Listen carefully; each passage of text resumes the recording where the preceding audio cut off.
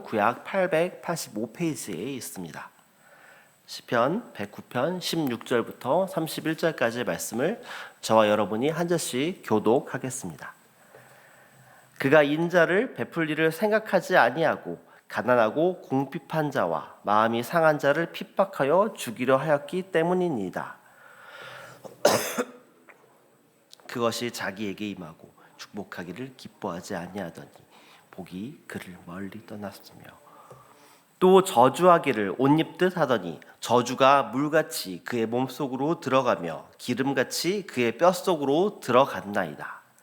저주가 그에게는 있는 옷 같고 항상 뛰는 띠와 같게 하소서. 이는 나의 대적들이 곧 내 영혼을 대적하여 악담하는 자들이 여호와께 받는 보응이니이다. 그러나 주 여호와여, 주의 이름으로 말미암아 나를 선대하소서. 주의 인자하심이 선하시오니 나를 건지소서. 나는 가난하고 궁핍하여 내 중심이 상함이니이다.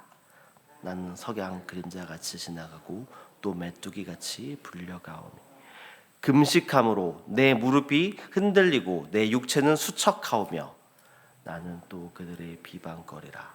그들이 나를 보면 머리를 흔드나이다.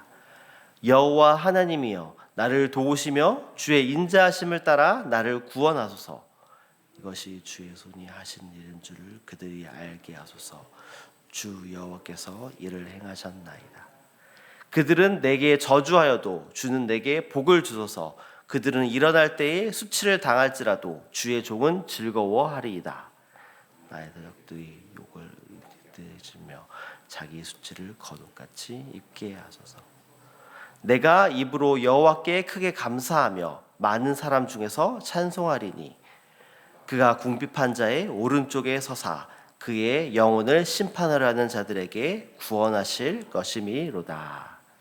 아멘. 예, 안녕하세요. 예, 평안한 주 보내셨나요? 예, 날씨가 많이 춥습니다. 그리고 또 지금 눈이 갑자기 많이 오고 있습니다. 12월도 이제 열흘 남짓밖에 남지 않았는데요. 특별히 또 내일은 주일학교 성탄 발표회도 있고요. 또 다음 주에 이제 성탄절도 있습니다. 이 연말 특별히 성탄 이 주간을 통하여서 또 하나님께서 또 우리에게 주신 그 사랑들, 또 예수 그리스도의 구원의 은혜를 더욱더 깊이 또 묵상하시며 또 경험하는 시간 되시기를 또 바라고요. 또 예수 그리스도께서 이 땅에 오신 그 기쁨과 또 감사를 또 이웃들과 또 소중하게 나누는 그런 귀한 연말 시간들 보내시기를 소망합니다.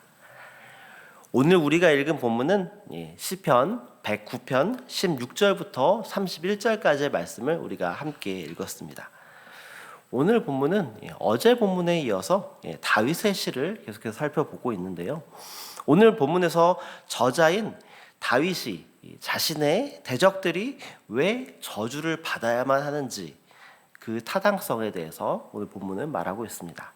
또한 다윗이 저주를 말하는 그 의미가, 그 이유가 그들이 인자를 또 핍박하고 또 가난한 자를 또 좋아하지 않고 또 그들을 괴롭히는 그런 모습에 대해서 또 기인하고 있습니다. 그러면서도 이어서는 또 자신이 입게 되는 상처에 대해서 또 하나님께서 그 상황 가운데에서 구원을 베풀어 주시기를 하나님의 복을 또 간구하는 내용들이 있습니다. 또 오늘 우리에게 주신 말씀을 통해서 하나님의 주권과 또 하나님의 뜻에 합하게 살아가는 삶, 또 그렇지 않을 때에 벌어지는 그런 삶들에 대해서 또 오늘 본문을 통해 살펴보기를 원합니다. 오늘 본문에 앞서서 시편 109편 6절부터 15절까지에는 본 시의 저자인 다윗이 대적자를 저주하는 기도를 했습니다. 다윗이 그들을 저주한 이유는 개인적으로 그들에 대한 악감정이나 복수심에 불타올라서 그렇게 한 것이 아닙니다. 다윗의 저주에는 마땅한 이유가 있었습니다. 16절 말씀을 우리 함께 읽어보도록 하겠습니다. 그가 인자를 베풀리를 생각하지 아니하고 가난하고 궁핍한 자와 마음이 상한 자를 핍박하여 죽이려 하였기 때문이니이다. 아멘. 다윗은 자신의 대적자들에게 저주를 한 이유는 이들이 하나님께 받은 은혜를 다른 사람에게 베푸는 것을 거기에 대해서 생각하지도 않고 가난하고 마음이 상한 자를 핍박하고 또 죽이려고까지 했기 때문이다라고 말하고 있습니다. 하나님의 백성이라면 마땅히 행하며 살아가야 하는 기본적인 삶의 원리가 있습니다. 미가서 6장 8절에 잘 나타나 있는데요. 우리 함께 미가서 6장 8절 말씀을 읽어보도록 하겠습니다. 사람아, 주께서 선한 것이 무엇임을 내게 보이셨나니 여호와께서 내게 구하시는 것은 오직 정의를 행하며 인자를 사랑하며 겸손하게 내 하나님과 함께 행하는 것이 아니냐. 아멘. 하나님께서 하나님의 백성들을 통해서 원하시는 것은 오직 정의를 행하고 또 인자를 사랑하며 겸손하게 하나님과 함께 행하는 것입니다. 16절 말씀에서 나온 다윗의 이 대적자들의 그 모습은 그들이 단지 다윗을 대적하며 다윗을 힘들게 한 것, 그것뿐만 아니라 하나님의 뜻에 올바로 행하지 않으며 하나님께 받은 그 은혜에 대해서 다른 사람에게 사랑을 베풀기는커녕 오히려 가난하고 마음이 상한 자를 핍박하고 또 죽이려는 그런 모습을 보여주었던 것입니다. 다윗은 대적자들의 이런 모습을 보고 반드시 하나님께서 보응해 주실 것을 말하고 있습니다. 그러면서 21절 말씀부터는 다윗은 자신이 입게 된 상처와 아픔 그리고 고통 가운데에서 하나님께서 자신을 건져주시기를 바라며 복을 구하는 내용이 나와 있습니다. 우리 21절 말씀을 우리 함께 읽어보도록 하겠습니다. 그러나 주 여호와여, 주의 이름으로 말미암아 나를 선대하소서. 주의 인자하심이 선하시오니 나를 건지소서. 아멘. 오늘 방금 21절 이전까지 대적자들을 향했던 그 다윗의 그 저주의 언어가 이제는 자신을 향한 구원의 언어로 바뀌는 것을 볼 수 있습니다. 다윗은 하나님께 자신을 선대하여 자신을 건져주시기를 간구하고 있습니다. 여기서 다윗이 자신을 건져주기를 바라며 하나님께 간구하면서 하는 표현이 하나 있습니다. 그것은 바로 주의 이름입니다. 다윗은 주의 이름으로 말미암아 하나님께서 자신을 선대하여 건져주시기를 바라고 있습니다. 여기서 주의 이름, 하나님의 이름은 바로 하나님을 상징하는 표현입니다. 다윗이 하나님께서 자신을 건져주기를 바라며 하나님의 이름을 말하는 것은 하나님께서 하나님의 이름으로 조상들과 맺었던 그 언약에 근거하여 간구한다라는 의미인 것입니다. 즉 다윗은 하나님께서 조상들과 맺었던 그 언약에 근거해서 하나님께서 자신을 향한 그 구원을 거절할 수 없도록 지금 요청하고 하나님의 이름으로 간구하고 있는 것입니다. 그리고 26절 말씀에는 하나님의 인자하신 그 성품에 따라 자신을 구원해 주실 것을 간구하고 있습니다. 함께 26절 말씀도 읽어보겠습니다. 여호와 나의 하나님이여 나를 도우소서. 주의 인자하심을 따라 나를 구원하소서. 아멘. 지금 26절 말씀에서는 자신이 대적자에게 고통을 받고 있지만 하나님께서는 인자하신 그 하나님의 성품에 따라서 자신을 구원해 주실 것을 간구하고 있습니다. 다윗은 고통받고 있는 그런 사람들의 모습을 그냥 지켜보거나 그냥 내버려 두시지 않으시는 그 하나님의 인자하신 성품에 의지하여 자신을 구원해 주시도록 지금 간구하고 있는 것입니다. 사실 오늘 본문 내용을 보면요, 다윗은 아주 이중적인 잣대를 보여주고 있습니다. 상반부에서는 자신의 대적자들을 향한 저주를 하나님께 구합니다.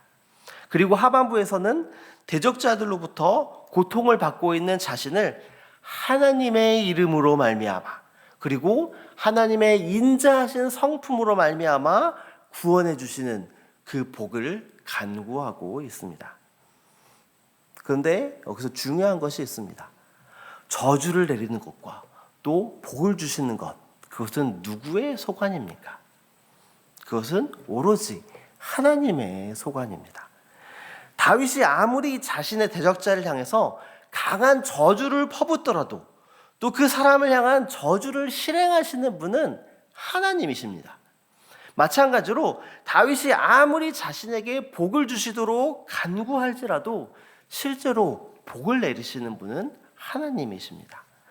즉 저주와 복은 모두 하나님의 주권 아래에 있는 것이고, 하나님께서는 그 하나님의 주권에 따라서 판단하여 저주를 내리시기도 하고 또 복을 내리시기도 하시는 것입니다. 그러나 여기서 분명한 것이 하나 있습니다. 하나님께서 하나님의 주권대로 저주와 복을 내리실 때에 그 사람과 하나님과의 관계가 영향을 미친다라는 것입니다. 다시 표현하자면 하나님의 주권과 하나님의 실행은 이미 결정이 되어 있습니다.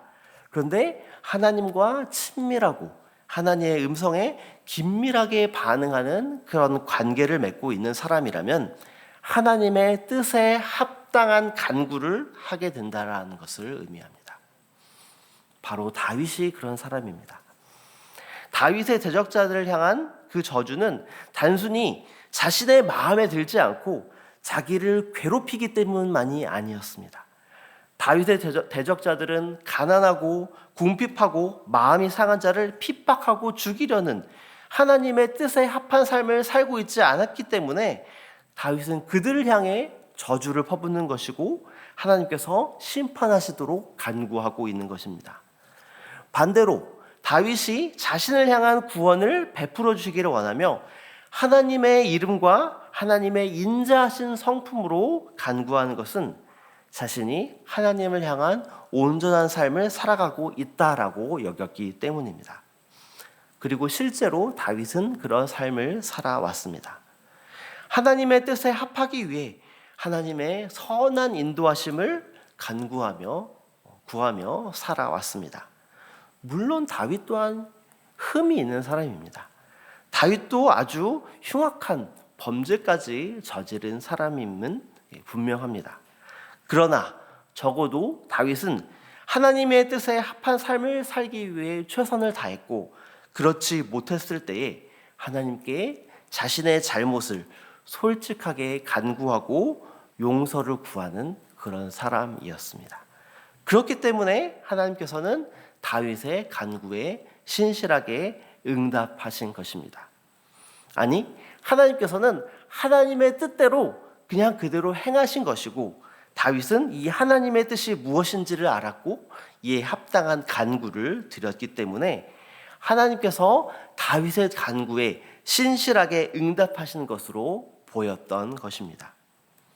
우리 또한 다윗의 간구와 같이 하나님의 신실한 뜻에 합한 그런 간구를 드리며 살아가는 저와 여러분 되시기를 원합니다. 혹시 나의 뜻은 정해져 있고 나의 뜻에 하나님의 뜻을 맞춰주시기를 바라며 우리가 간구하고 있지는 않습니까? 만약 그렇다면 그런 간구를 지금 당장 멈춰야 합니다. 그런 간구라면 이루어지지 않을 것입니다. 왜냐하면 응답하시는 분은 오직 하나님이시기 때문입니다. 그렇다면 우리는 하나님의 뜻에 맞게 하나님의 뜻에 내 뜻을 맞추어 구하는 간구를 행해야 합니다. 오직 신실하게 또 하나님의 인자하신 성품에 따라서 우리의 삶을 통해서 역사하실 그 하나님을 의지하며 하나님의 말씀대로 또 순종하고 하나님의 뜻에 나의 시선과 또 나의 뜻과 나의 간구를 맞추며 살아가는 저와 여러분 되시기를 소망합니다. 이 시간 오늘 우리에게 주신